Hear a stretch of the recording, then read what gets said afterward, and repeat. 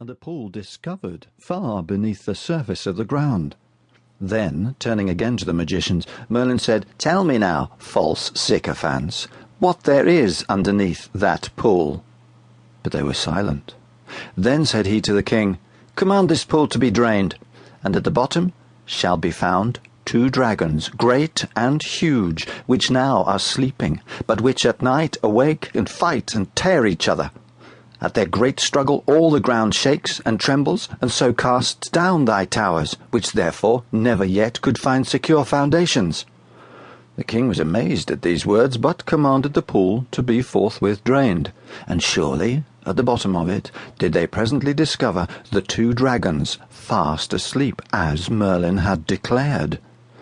But Vortigern sat upon the brink of the pool till night, to see what else would happen. Then those 2 dragons, one of which was white, the other red, rose up and came near one another, and began a sore fight, and cast forth fire with their breath. But the white dragon had the advantage, and chased the other to the end of the lake, and he, for grief at his flight, turned back upon his foe, and renewed the combat, and forced him to retire in turn. But in the end the red dragon was worsted, and the white dragon disappeared no man knew where. When their battle was done, the king desired Merlin to tell him what it meant, whereat he, bursting into tears, cried out this prophecy, which first foretold the coming of King Arthur. "Woe to the red dragon, which figureth the British nation, for his banishment cometh quickly. His lurking holes shall be seized by the white dragon, the Saxon whom thou, O king, hast called to the land. The mountains shall be levelled as the valleys, and the rivers of the valleys shall run blood.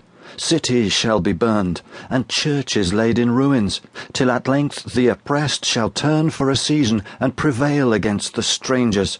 For a boar of Cornwall shall arise, and rend them, and trample their necks beneath his feet. The island shall be subject to his power, and he shall take the forests of Gaul.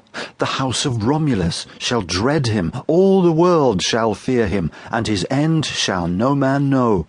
He shall be immortal in the mouths of the people, and his works shall be the food to those that tell them. But as for thee, O Vortigern, flee thou the sons of Constantine, for they shall burn thee in thy tower. For thine own ruin wast thou traitor to their father, and didst bring the Saxon heathens to the land. Aurelius and Uther are even now upon thee to revenge their father's murder, and the brood of the white dragon shall waste thy country, and shall lick thy blood. Find out some refuge, if thou wilt, but whom may escape the doom of God." The king heard all this, trembling greatly, and convicted of his sins, said nothing in reply. Only he hasted the builders of his tower by day and night, and rested not till he had fled thereto. In the meantime Aurelius, the rightful king, was hailed with joy by the Britons, who flocked to his standard, and prayed to be led against the Saxons. But he, till he had first killed Vortigern, would begin no other war. He marched therefore to Cambria, and came before the tower which the usurper had built. Then crying out to all his knights, "Avenge ye on him who hath ruined Britain, and slain my father and your king!" He rushed with many thousands at the castle walls, but, being driven back again and yet again, at length he thought of fire, and ordered blazing brands to be cast into the buildings from all sides. These, finding soon a proper fuel, ceased not to rage, till spreading to a mighty conflagration, they burned down the tower, and Vortigern within it. Then did Aurelius turn his strength against Hengist and the Saxons, and, defeating them in many places, weakened their power for a long season, so that the land had peace.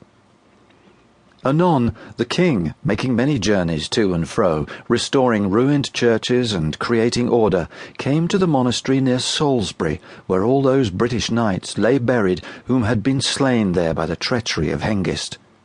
But when in former times Hengist had made a solemn truce with Vortigern to meet in peace and settle terms, whereby himself and all his Saxons should depart from Britain, the Saxon soldiers carried every one of them beneath his garment a long dagger, and at a given signal fell upon the Britons and slew them.